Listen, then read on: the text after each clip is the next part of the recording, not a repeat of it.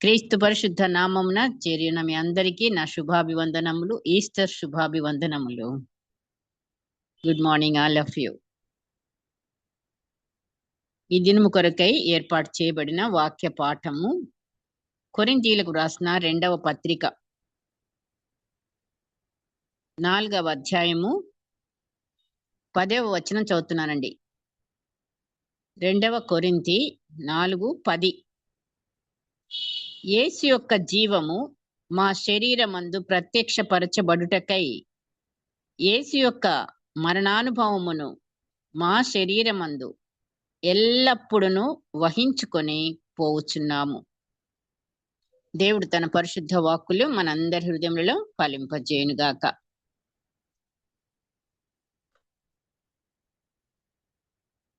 అలాగే మనం ఇంకొక వచనం కూడా చూద్దామండి. అక్కడే 7వ వచనం కూడా చదువుతున్నాను. ఇంకా 2 వచనాలు కూడా చదివితే 10 వరకు మనకి 7 నుండి చదువుతున్నా. అయినను ఆ బలాధిక్యము మా మూలమైనది కాక దేవునిదైయుండునట్లు మంటి ఘటములలో ఈ ఐశ్వర్యము మాకు కలదు. ఎటు పోయినను శ్రమపడుచున్నను ఇరికింపబడిన వారము కాము. అపాయములలో ఉన్నను కేవలము ఉపాయము లేని వారం కాము. తరుమబడుచున్నను దిక్కులేని వారము కాము. పడద్రోయబడినను నశించు వారము కాము. దేవుడు తన పరిశుద్ధ వాక్కులు మనందరి హృదయములలో ఫలింపచేయునుగాక. మరి నేటి అంశము పేదరికంలోనున్న గొప్ప ధననిధి లేదా మంటి ఘటములలోనున్న ఐశ్వర్యం అనైనా చెప్పు. ఎందుకంటే మన వాక్యంలో మంటి ఘటాలు వచ్చినాయి కదా. మంటి ఘటములలోనున్న ఐశ్వర్యం అంటే ఇంకా మరి బాగుంటే సరి. లేదు, పేదరికంలోనున్న గొప్ప ధననిధి అనేది మన అంశం. అవునండి, యేసుక్రీస్తు శిలువ మరణ పునరుద్ధానముల ద్వారా మరి మరణాన్ని జయించి మరి మనకు మన పాపముల నుండి విమోచన రక్షణ మనకు అనుగ్రహించి విమోచింపబడిన వారముగా, రక్షింపబడిన వారముగా, కుమారత్వాన్ని పొందిన వారముగా మనం ఇప్పుడు ఉన్నాము. మనమంటి శరీరంలో యందు తన ఐశ్వర్యమైన ఆ ధననిధి అనగా ఆ యేసు యొక్క జీవము, ఆ ధననిధి జీవము మరి పరిశుద్ధాత్ముని శక్తితో బలముతో మనం నింపబడి ఆ విలువైన రక్షణ సువార్తను ఈ మంటి ఘటములమైన మన ద్వారా ప్రకటింపబడుటకు దేవుడు మనకు అప్పగించి ఉన్నాడు. ఆనాడు శిష్యులకు ఆయన మరి పునరుద్ధానుడై వారికి కనబడి తర్వాత ఆయన ఆరోహణం అవుతూ ఆయన ఇచ్చిన ఆజ్ఞ మనకు తెలిసిందే. సర్వ సృష్టికి నా సువార్తను ప్రకటించుడి. అవును, అదే మరి ఇప్పుడు పునరుద్ధానుడు అయిన తర్వాత ఇవ్వబడిన మరి ఆజ్ఞ మనకు కూడాను అదే. అందరికీ కూడా రక్షింపబడిన మనమందరం కూడా చేయవలసింది మరి ఆయనను మన ద్వారా, ఆయన జీవమును మన ద్వారా మనం ప్రత్యక్షత మరి ఇతరులకు, మన చుట్టూనున్న బిడ్డలందరికీ కూడా మనం ఏం చేయాలి? ప్రత్యక్షతనివ్వాలి. నెక్స్ట్ ఏం చేయాలి? ఆయన ఎలాగైతే ఆరోహణం అయిపోయాడో పరలోకానికి, మరి మన గమ్యం కూడా అదే కదా. మరి మనం కూడా పరలోకానికి ఎక్కి వెళ్లాల్సిందే. మన కోసం ఆయన స్థలాలు సిద్ధపరుస్తున్నానని చెప్పాడు, మళ్ళీ వస్తానని చెప్పాడు. అవును, అవన్నీ కూడా ఉన్నాయి. మరి ఇక్కడున్న మనము మరి ఇప్పుడు మనము కూడా మనకు అప్పగించిన ఆ యొక్క సువార్తను మనము మరి ప్రకటించే వారముగా ఉండాలి అనేది, యేసయ్యను మనం ప్రత్యక్ష పరిచే వారంగా ఉండాలి అనేది మన చుట్టూ ఉన్న వారికి. అనగా యేసయ్యను ప్రత్యక్షపరచడం అంటే మనలోకి ఆయన జీవం ఉడిస్తే మనం వహించుకొని పోతున్నాం అన్నాడు పౌలు గారు కదా. యేసు యొక్క జీవము మా శరీరమందు ప్రత్యక్షపరచబడుటకై యేసు యొక్క మరణానుభవమును మా శరీరమందు ఎల్లప్పుడూ వహించుకొని పోచున్నాము అన్న వాక్యమే ఇప్పుడు మనం చదువుకున్న వాక్యం. ఆయన జీవాన్ని మన శరీరమందు ఏం చేయాలి? ప్రత్యక్షపరిచే బిడ్డలంగా నిత్యము మనం పరిశుద్ధాత్మతో మరి నింపబడిన బిడ్డలముగా యేసయ్యను ఆయన యొక్క మరణ యొక్క అనుభవాన్ని మనం కలిగిన అందుకనే సిలువ అని పెట్టాడు. మనకి వెళ్ళిపోయేదాకా సిలువ మోస్తూనే ఉండాలి. మనకి పునరుద్ధానం అప్పుడే, ఏ రోజుకి ఆ రోజే సిలువ మరణం అవ్వాలి, సిలువలో మళ్ళీ పునరుద్ధానం అవుతుండాలి. సో ఈ ప్రక్రియ మన జీవితంలో కొనసాగుతూ మనము మరి మన చుట్టూనున్న వారికి యేసయ్య ప్రత్యక్ష పరచాలి ఆయన జీవాన్ని. అంటే ఆయన ప్రేమను, ఆయన క్షమను, ఆయన దయను, ఆయన వెలుగును, పరిశుద్ధతను, ఇంకా ఆయన ఓర్పును, సహనమును, ఆయన సమాధానమును, ఇక ఏమంటే ఆత్మ ఫలమును, దీనత్వము, సాత్వికము, తగ్గింపు, ఇవన్నీ కూడా మనము మరి మన యొక్క అనుదిన జీవితంలో మన కుటుంబంలో మొదలుకొని మన సంఘంలో, మన సమాజంలో, మనం ఎక్కడెక్కడ మన పరిధి ఎక్కడుందో డ్యూటీస్ లో అన్ని చోట్ల కూడా మనం యేసయ్యను ప్రత్యక్షపరచడం అంటే లోకస్తులుగా మనం ఉండడానికి కాదు. అన్ని విషయాలలో కూడా మనము మరి పరలోక రాజ్యం మనది అన్నాడా? ఎవరిది పరలోక రాజ్యం? యేసయ్య కొండ మీద చేసిన ప్రసంగం ఒక్కసారి మనం చూద్దాము. మత్తయి సువార్త 5వ అధ్యాయము. మనం పరలోకం కదా వెళ్ళాలి ఇప్పుడు. అది అందుకు మరి ఆ పరలోకం వెళ్ళాలంటే పరలోకం ఎవరికి ఆయన ఇవ్వబోతున్నాడు అనేది మనకి నంబర్ 1 గా 5వ అధ్యాయం 3వ వచనం. ఆత్మ విషయమై దీనులైన వారు ధన్యులు, పరలోక రాజ్యము వారిది. మన గమ్యం పరలోకమే. అవును, మరి మనం వెళ్ళాలి అంటే ఆత్మ విషయమై ఏమై ఉండాలి? మనము దీనులమై ఉండాలి. 5వ అధ్యాయం మత్తయి సువార్తలోనేమో ఆత్మ విషయమై దీనత్వము అనే మాట మనకు కనబడుతుంది. అదే ప్రసంగం మరి లూకా సువార్తలోకి వెళ్తే అక్కడ 6వ అధ్యాయంలో యేసయ్య అన్న మాటలు చూద్దామా? లూకా 6:20, 21. 20 వచ్చిన సఫిషియంట్. చూద్దాం. 6వ అధ్యాయం. అంతటా ఆయన తన శిష్యుల తట్టు పారజూచి ఇట్లనెను, బీదలైన మీరు ధన్యులు, దేవుని రాజ్యము మీది. ఆత్మ విషయమై దీనత్వం గురించి ఆ మాట, ఆయన ఆత్మలో దీనత్వాన్ని గురించి మరి మనం మత్తయి సువార్తలో చూస్తున్నాం కదా. ఇక్కడికి వచ్చినప్పటికి ఈయన లిటరల్ గా బీదలైన మీరు ధన్యులు అంటున్నాడు. ఈ బీదరికం అంటే పేదలు అన్నమాట, అంతే కదా. మనం అనుకోవాలంటే ఇప్పుడు ఆత్మ ప్లస్ శరీరము ఈ రెండు కూడాను వన్నే. మనకి ఇప్పుడు మనం నివసించేది శరీరంలో మన ఆత్మతో. సో మన మొత్తం వ్యక్తిత్వం అంతా కలపాలిగా. ఆత్మ కావాలి, శరీరం కావాలి. సో రెండు విషయాల్లో కూడా మనం ఎలా ఉండాలయ్యా అంటే దీనులమై, పేదలమై ఉండాలి అన్నది. సో ఈ దీనత్వం గురించి కొన్ని మాటలు మరి మనం ప్రాక్టికల్ గా ఎలాగా ఆ పేద స్థితిని మనం కలిగి ఉండాలా మరి చూద్దాం. కొంచెం 2 విషయాలు మనకు ఆయన బోధిస్తున్నాడు. ఆత్మ, శరీరం కూడా ఈ 2 కలిపి మన స్థితిని, పేద స్థితిని, మరి దేవుని యొక్క గొప్పతనాన్ని, మన పేద స్థితి ఎప్పుడు కూడా దేవుని యొక్క గొప్పతనాన్ని ఏం చేస్తుంది? ఆకర్షిస్తుంది. అవును, యేసయ్య శిష్యులు పేదవారే. ఆయన మానవుడిగా మరి సేవలో తన బోధలు విన్న వారిని చూస్తే మరి ఎంతమంది బోధలకు వినటానికి వచ్చారు. మెయిన్ గా మరి బోధలు వింటాను తెల్లవారే పిలవకుండానే మనం అనౌన్స్ చేస్తాము, పిలుస్తాము, మన పత్రికలు పంచుతాము, ఇన్విటేషన్స్ ఇస్తాము. అయినా సరే మరి మరి రిఫ్లెక్షన్ మనకంతా కనబడకపోవచ్చు. కానీ యేసయ్య నిజంగా ఆయన చేసిన సేవ తెల్లవారు స్టార్టింగే తెల్లవారకగానే ఆయన కోసం వెతుక్కుంటూ వచ్చారు జనాలు. మరి ఆ జనాల్లో మనం చూస్తే వేలు వేలుగా జనాలు ఆయనను వెంబడించినట్లు మనం చూస్తున్నాం కదండి. అవును. ఎంత జన సమూహం ఆయనను వెంబడించారో, మరి ఆయన సేవలో, ఆయన బోధలు వినటానికైతేనేమి, స్వస్థతలు పొందడానికైతేనేమి, ఆయనను చూడ్డానికి మరి తమ పనులు వదులుకున్నారు. అన్నీ మరి ఆయనను వెంబడించారు. సమూహాలు సమూహాలుగా. ప్రతిరోజు ఆయన ఎక్కడికెళ్తే అక్కడికి. వెతుక్కుంటూ మరి వెళ్ళారు. ఇక్కడ కనపడకపోతే ఇక్కడ ఉండే కదా నిన్న. మరి వాళ్ళు ఎక్కడికెళ్ళుంటారు? అవతలకెళ్ళారా?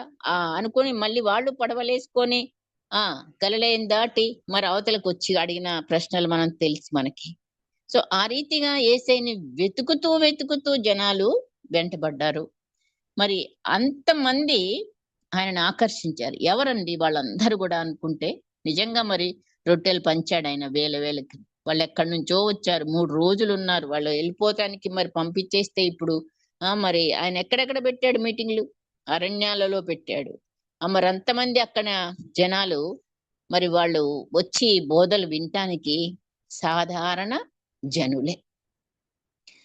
మనం చూస్తే ఆయనను వెంబడించిన వాళ్ళు కూడా సాధారణ జనులే. నిజంగా మరి సువార్త మరి ప్రకటించడానికి మరి మనం చూస్తే ఎవరు సువార్తని యాక్సెప్ట్ చేసేవాళ్ళు, అంగీకరించి సువార్తకు స్పందించే మనుషులు ఎవరయ్యా అంటే, నిజంగా చెప్పాలంటే పేదవాళ్లే. వాళ్ళకే మనం సువార్త ప్రకటించడానికి కూడా మనం చేయడానికి ఈజీ. ఎందుకంటే అవసరాలు ఉన్నాయి అట్నుంచి. వాళ్ళకి దేవుడు కావాలి. అందుకనే పరిసయ్యులు ఆయన్ని అడిగారు కదా, నువ్వేంటి వచ్చి పాపులతో కలిసి భోంచేస్తున్నావు? పాపుల స్నేహితుడనే ఒకటి నిక్‌నేమ్ కూడా ఆయనకి పెట్టారు. అవును.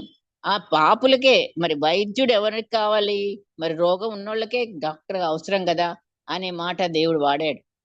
అట్లాగే ఇప్పుడు ఆ యొక్క ధననిధి యేసయ్య పరలోకం నుంచి వచ్చి మరి ఎవరిని ఆకర్షించాడు ఎక్కువగా? అందరిని ఆకర్షించడానికే వచ్చాడు. భూమి మీద అందరికి కనబడుతున్నాడు ఆయన.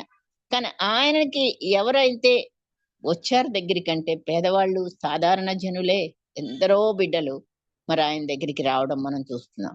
అవును. వాక్యం అంగీకరించిన వారిలో మెజారిటీ మరి మనుషులందరూ కూడాను మరి సాధారణమైన మనుషులే. ఎందుకయ్యా అంటే ఇప్పుడు డబ్బుతోని మరి ఆ ఆ ధనవంతులైన వాళ్ళు కొంతమంది అక్కడక్కడ ఉన్నారు. కనబడతారు మనకు వాక్యంలో గూడా గదా! అవును. ఆ ధనవంతులకి అవసరమా దేవుడు? అన్ని ఉన్నాయి నాకు, నాకెందుకు ఈ దేవుడని అప్పుడు వాళ్ళు అనుకోవచ్చు. అనుకున్నారు గూడా. వాళ్ళకి అవసరత లేదు. దేవుని యొక్క అవసరత వాళ్ళకి లేదు. ఎవరికైతే నిజంగా అవసరతలు ఉన్నాయో వాళ్ళే దేవుణ్ణి వెతికేవారు. దేవుణ్ణి వెంటాడేవారు. దేవుని దగ్గరికొచ్చేవారు. అవసరతలు మరి ద్వారానే మరి దేవుని యొక్క సన్నిధికి రావడానికి మనకి ఒక మార్గం. అలాగే మరిప్పుడు సువార్తను అంగీకరించిన వారిలో ధనవంతుల కంటే పేదవారే ఎక్కువ మందిని మనం చూస్తున్నాం. ఆ పేదతనం అనేది శరీర రీతిగా ప్లస్ ఆత్మీయ రీతిగా కూడా.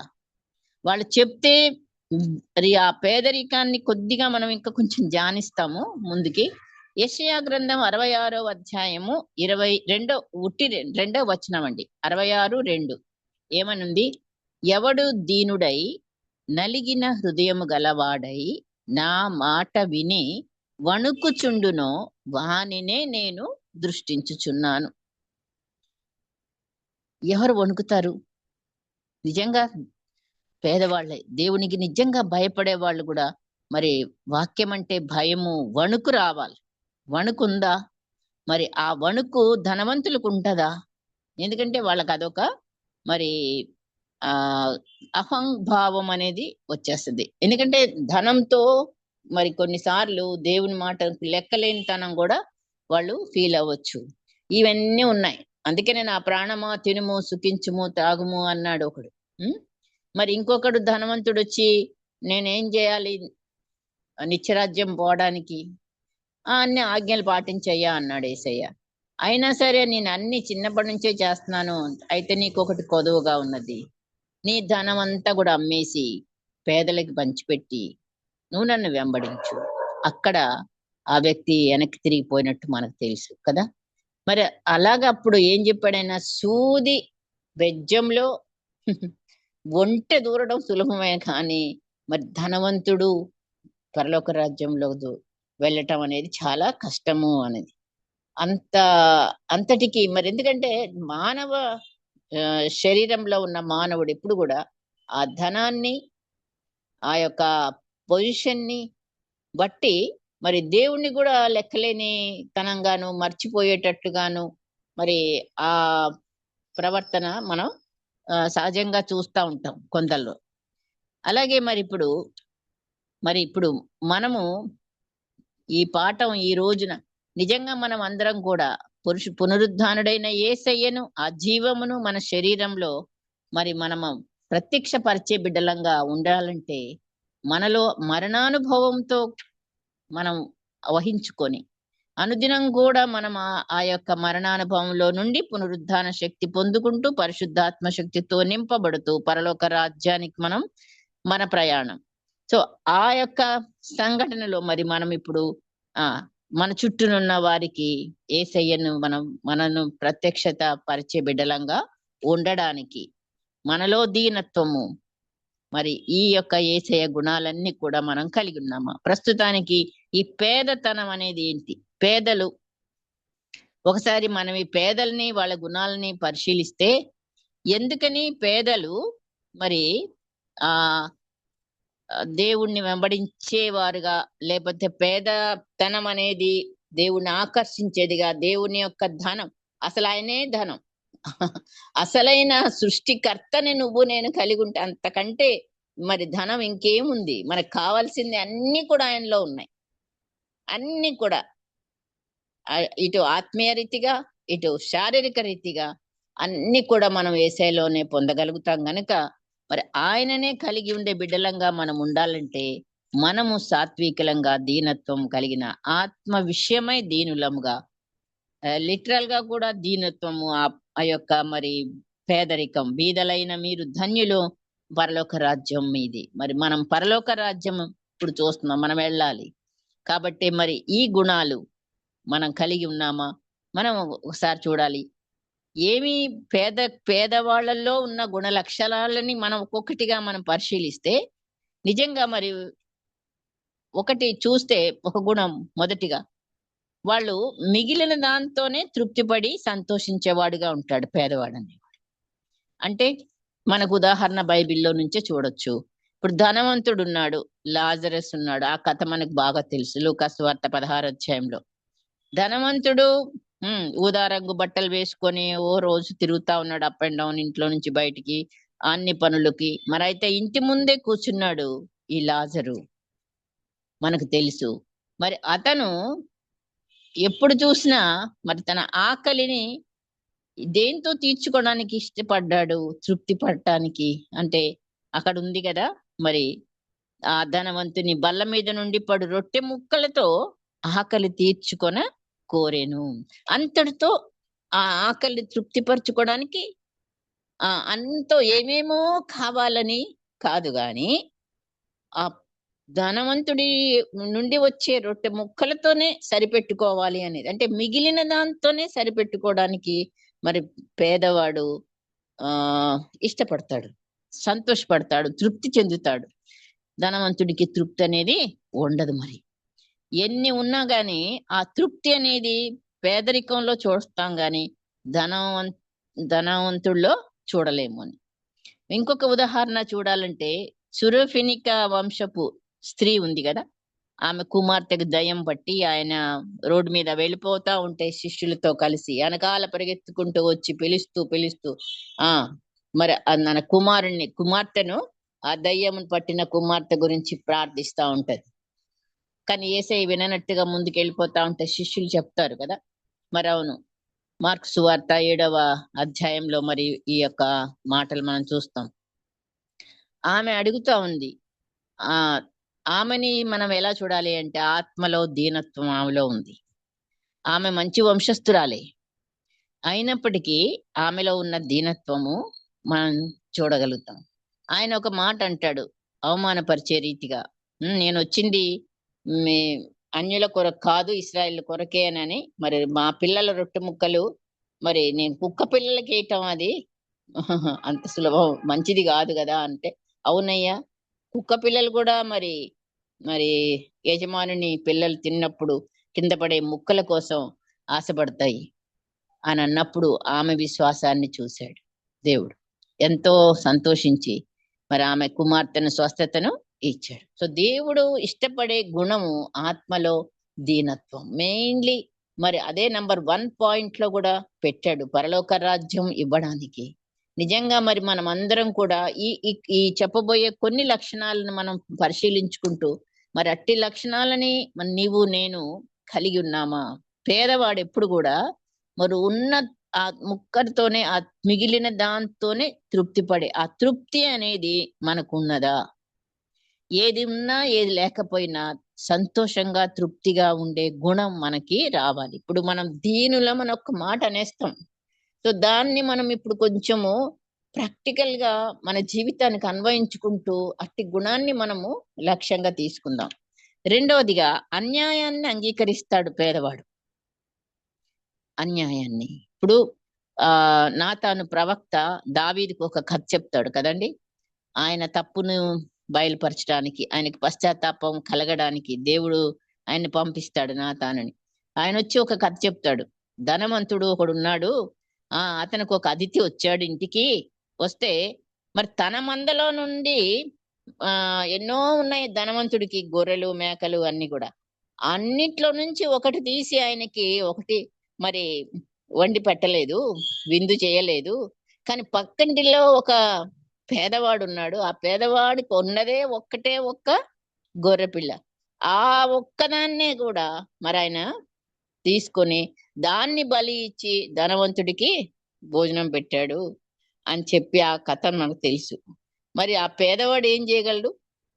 పేదవాడు అన్యాయాన్ని సహించగలడు, అంతే కదండి. అన్యాయం వచ్చినా సరే పేదవాడు నిశ్శబ్దంగా ఉండిపోయేవాడు. సో కొన్ని విషయాల్లో మనం రీజన్స్ తీస్తాం. నాదేం తప్పు, నేను అన్ని కరెక్టే కదా. ఇగో ఈ పద్ధతి మనం అనుకునేటట్లుగా మరి ఈ వాక్యాన్ని మనం చూడాలి. ఇప్పుడు పేదరికము అని అంటే, దీనత్వము అని అంటే ఈ అన్యాయాన్ని నువ్వు నేను సహించే బిడలంగా కూడా ఉండాలి.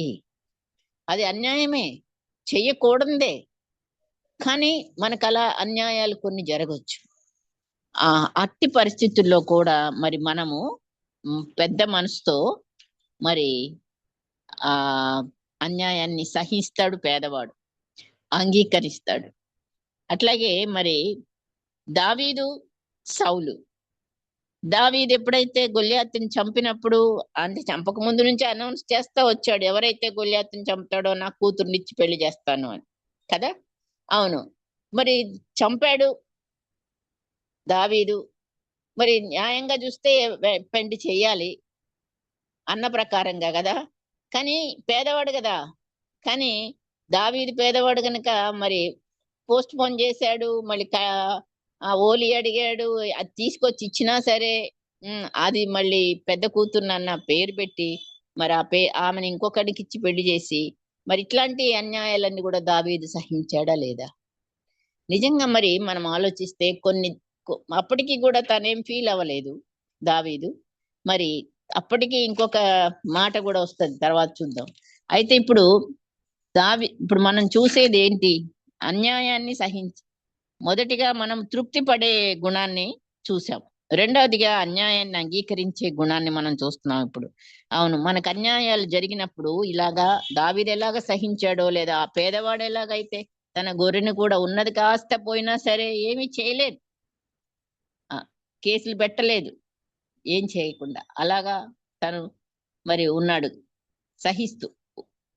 మూడవదిగా దౌర్జన్యానికి లోనవుతాడు, ఈవెన్ చంపబడడానికి కూడా లోనవుతాడు పేదవాడు. అంటే చూడండి, ఆహాబు రాజు ఉన్నాడు, నాబోత్ అనే ఒక పేదవాడు ఉన్నాడు పక్కనే. ఆ యొక్క రాజ భవనానికి పక్కనే ఆనుకొని ఒక ద్రాక్ష తోట నాబోతుకున్నది. అతను అడుగుతాడు కదా, మనకు తెలిసిన విషయమే. అయితే నాబోతుని ఏం చేస్తాడండి? వచ్చేసి ఇంటికి వస్తా, రాణి గారు నువ్వేంటి రాజువి, నువ్వు తినకుండా ఎందుకుంటావు, చూడు ఆయన ఏం చేస్తానని అన్యాయంగా అతని మీద మరి నేరం మోపేసి ఏదో ఒక అబద్ధం సాక్షులను పెట్టి అతన్ని చంపించి ఆ యొక్క ద్రాక్ష తోటని సొంతం చేసుకుంటాడు ఆ రాజు. నిజంగా మరి ఇలాంటివి జరుగుతున్నాయా లేదా? లోకంలో ఎన్నో జరుగుతున్నాయి. అయితే మనం ఇప్పుడు నేర్చుకోవాల్సింది ఏంటంటే, ఇట్టి మరి చంపబడడానికైనా సరే దౌర్జన్యం చేసే వాళ్ళ దగ్గర మనం ఒకవేళ ఉంటే గనక మనం తల ఎత్తి, అందుకే దావీదు చెప్పాడు, నేను పురుగుని. పురుగు ఏం చేస్తుందండి? మన కాళ్ళ కిందకి వచ్చినప్పుడు మనం బూటకాలతో దాన్ని నలిచేస్తాం, అయినా అది మననేమి చేయడానికి కాదు. సో ఇంతగా మనము ఆ దీనత్వంకి వెళ్ళాలి అన్నది దేవుని యొక్క ఉద్దేశం. మరి మనము ఎన్నిసార్లు మనది రైట్ అయితే రైటే, మనది రైట్ కావచ్చు, మనం సత్యమే చెప్పొచ్చు, కానీ మనకు అబద్ధాలు, మనకి నిందలు, మనకి అనవసరమైనవి వచ్చినప్పుడు మనం తల ఎత్తి మాట్లాడటానికి కానంత దీనత్వం మనలోకి వచ్చిందా? సో ఇవి ఎగ్జాంపుల్స్ చూస్తున్నాము. నిజంగా మరి ఆ పేదవాడు ఏం చేయలేడు, ఆ దౌర్జన్యానికి చంపబట్టానికి కూడా అంతే.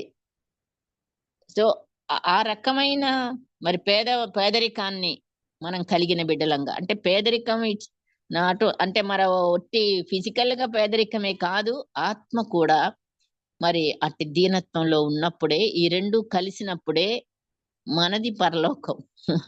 మన గమ్యం పరలోకం, మనం చేరాలి పరలోకం. కాబట్టి ఈ మనకి ఎలాంటి ఒత్తిడిలు వస్తాయో ఆ రోజు రోజు జీవితంలో వీళ్ళందరినీ కూడా మనం ఒక్కసారి జ్ఞాపకం చేసుకుంటూ పోతూ మరి మనం కూడా అంతటి నిశ్శబ్దం అయిపోవాలన్నమాట జీవితంలో. అంటే అన్నిటికీ కూడా సహించే టైప్ లోకి వస్తున్నామా? నాలుగోది, అవమానానికి గురవుతాడు పేదవాడు. ధనవంతుడు మరి యాకోబు పత్రికలో చూస్తే 2వ అధ్యాయంలో 2, 3, 6 వచనాలు చూస్తే ధనవంతుడు వస్తాడు మందిరంలోకి, అదే పేదవాడు వస్తాడు, ఇద్దరు వస్తారు. మీరెవరికి మర్యాద ఇస్తారు అని అంటే, అవును ధనవంతుడినేమో ఇక్కడ మంచి కూర్చొని తీసుకెళ్లి చక్కగా అందరు కలిసి నలుగురు వెళ్ళి ఆహ్వానిస్తారు, కూర్చోబెడతాడు. ఆ పేదవాడిని తీసుకెళ్లి ఎక్కడో దూరంగా ఆయన బట్టలు ఆయనని చూసి. సో ఈ రకంగా మరి అతను ఏమన్నా చేయగలుగుతాడా? ఏంటయా అని ఇట్లా మాట్లాడతాడా? నో, ఆయన కూర్చోబెట్టిన దగ్గర ఆయన కూర్చుంటాడు. సో ఇలాంటివి మరి మనం ఎదుర్కొంటున్నాము జీవితంలో. మనం కూడా కొన్నిసార్లు మరి ఆ పైన వేషధారణ ఆకారాలు చూసి మనం ఎక్కువ మరి గౌరవించడం గాని కొన్ని విషయాలు మనం కూడా తప్పులో పడుతుంటా ఉంటాం కదా.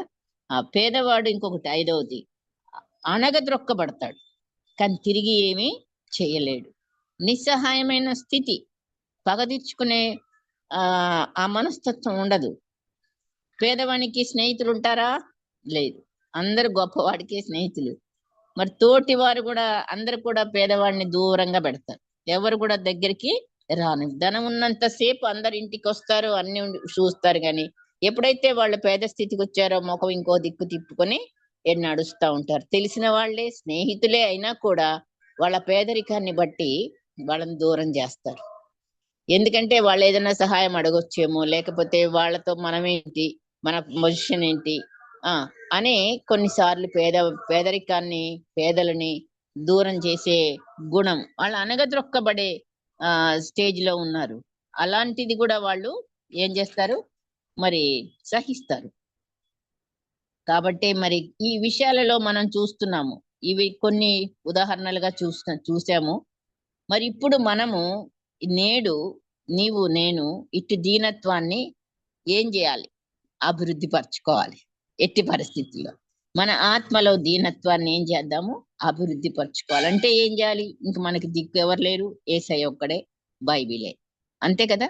దాని నుంచే మరి మనం పాఠాలు నేర్చుకోవడానికి మరి దావీదుని ఇక్కడ చూద్దాం మరొకసారి. ఏమంటే తన స్థితిని బట్టి సిగ్గుపడడు.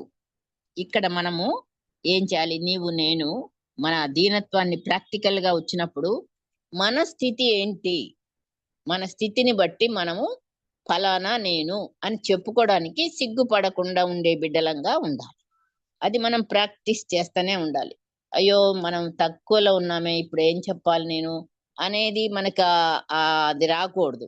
ఇప్పుడు దావీదు అంత తోడే మరి అంటే గొలియాతుని చంపిన తర్వాత ఆ మాట ఈ మాట వాళ్ళు వీళ్ళు అని నువ్వు రాజు కల్లుడవుతావంట కదా అని ఏదో చెప్తా ఉంటే అతని అన్న మాటలు మనకు తెలుసు కదా. సమూయేలు మొదటి గ్రంథం 18:25లో అంటాడు, రాజును కల్లుడవటానికి నేనే పాటి వాడినయ్యా, నేను పేదవాళ్ళని, అంతటి మాట నాకెక్కడ వర్తిస్తుంది అని తను తాను తన పొజిషన్ ని చెప్పుకున్నాడు వాళ్ళతో. అప్పుడు ఆయన 200 మంది ముందోళ్ళు నాకు తీసుకురామని చెప్పు అని రాజుగారి దాకా వెళ్ళిపోద్ది మాట. ఇట్లా అంటున్నాడండి అని. సో నేను అర్హుడినే, ఆయన ఆల్రెడీ ప్రకటించాడు కదా మరి గొలియాతుని చంపితే బిడ్డని ఇస్తానని అనే స్టేటస్ పోలేదు దావీదు. నేనే పాటివాడిని, నేను నా కుటుంబమే పాటిది, నా వంశమే పాటిది అని తను తాను తగ్గించుకున్నాడు.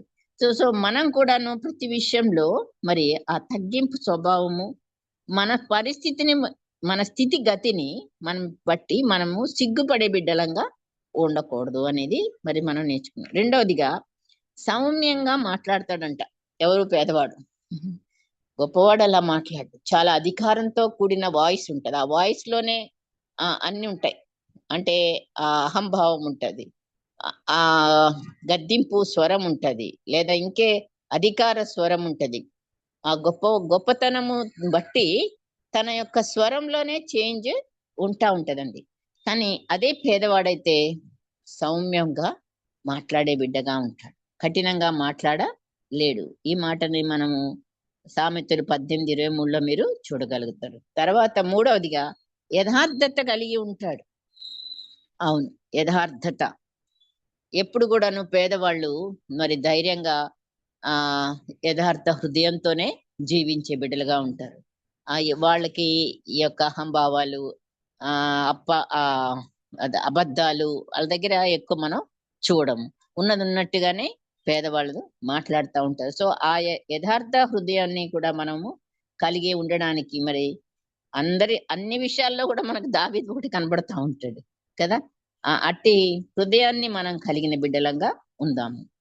4, మరి హింసలలో కానీ నిందలలో కానీ మన మీద చెడ్డ మాటలెల్లా పలుకున్నప్పుడు, యేసయ్యే చెప్పాడు ఈ మాటలు 5వ అధ్యాయం మత్తయి సువార్తలో 11, 12. ఇవన్నీ కూడా మీకు కలిగినప్పుడు ఏం చేయాలంట? మీరు ధన్యులు అన్నాడు మొదట. తర్వాత వీటిని బట్టి మనం ఆనందించే బిడ్డలుగా ఉండాలి. ఎవరైతే హింసిస్తున్నారో వాళ్ళ కొరకు ప్రార్థించే వారంగా ఉండాలి తప్ప మనం ఇంకా మరి మన మీద చెడ్డ మాటలు పలుకుతారు, అబద్ధాలు చెప్తారు, ఇవన్నీ కూడా రాంగ్.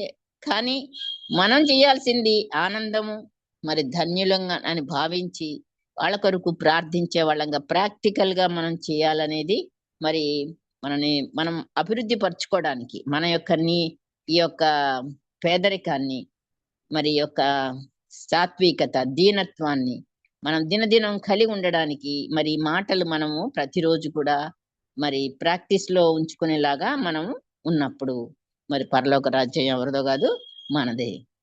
మరి ఇంకో 5వదిగా దేవునికి మనల్ని మనము మన పరిస్థితులను ప్రతిరోజు సమర్పించుకునే బిడ్డలంగా ఉండాలి.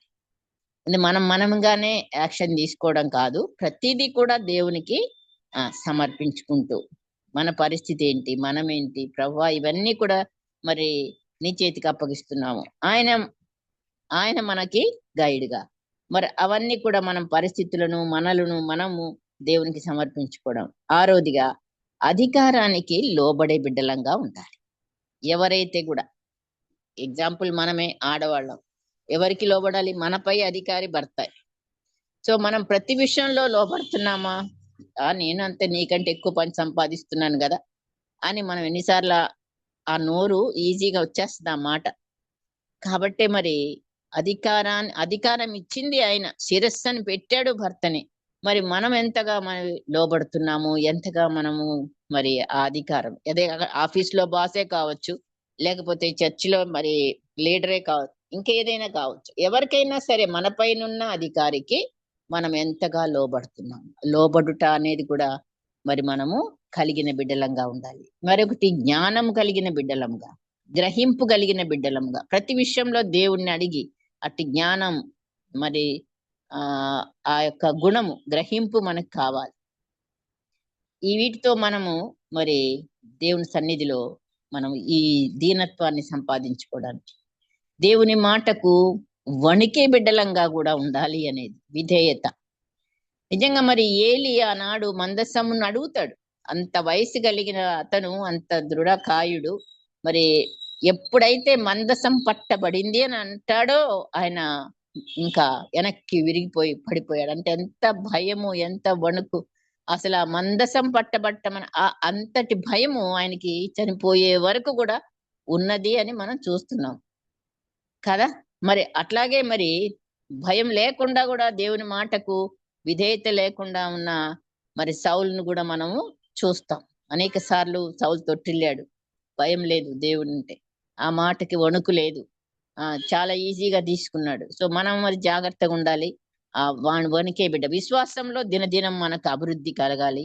అట్లాగే మరి మత్తయి సువార్త లాస్ట్ 11వ అధ్యాయం 29లో ఆయన యొద్దనే మనకి విశ్రాంతి, ప్రయాసపడి భారము మోచున్న జనులారా నా యొద్దకు రండి అని ఆయన పిలుపు, ఆహ్వానం అక్కడే మనం చూస్తాం. నా యొద్ద నేర్చుకొనుడి. ఇంకెవరి యొద్ద నేర్చుకుంటాము? సాత్వికుడును దీనుడును. ఆయన దీనుడై మట్లాదివారం జరుపుకున్నాము, గాడిదనెక్కి వచ్చాడు. నిజమే.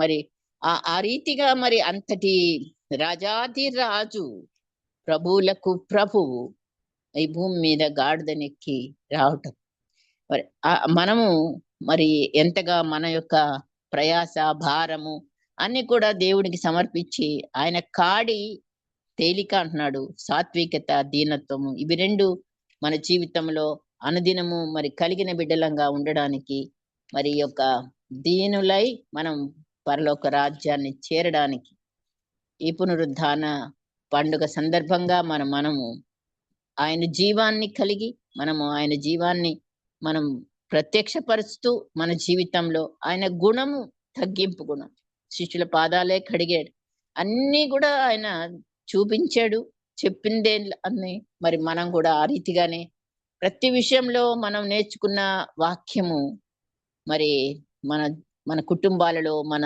సంఘంలో, మనలో అది ప్రత్యక్షపరచబడే బిడ్డలంగా ఉండడానికి పరిశుద్ధాత్మ దేవుడు మనకి సహాయం చేయనుగాక. ప్రార్థన చేసుకుందాం. పరిశుద్ధుడైన మా తండ్రి, విన్న వాక్యము మా అందరి హృదయాలలో మీరు ఫలింప చేసి మమ్మల్ని దీనులుగా, సాత్వికులుగా చేసి నాయన నీ రాజ్య వారసత్వాన్ని మేము పొందుకునే భాగ్యాన్ని, మరి మా అంతటా మా శక్తి కాదు, పరిశుద్ధాత్మ శక్తితో మమ్మల్ని అందరినీ నింపి నీ సాత్వికత, నీ దీనత్వం కలిగి నిన్ను ప్రత్యక్షపరిచే బిడ్డలంగా ఉండడానికి మమ్మల్ని మేము ఈ ఉదయ కాలమున నీకు సమర్పించుకుంటున్నాం. యేసు నామమున ఈ ప్రార్థన అడిగి వేడుకుంటున్నాం తండ్రి. ఆమెన్.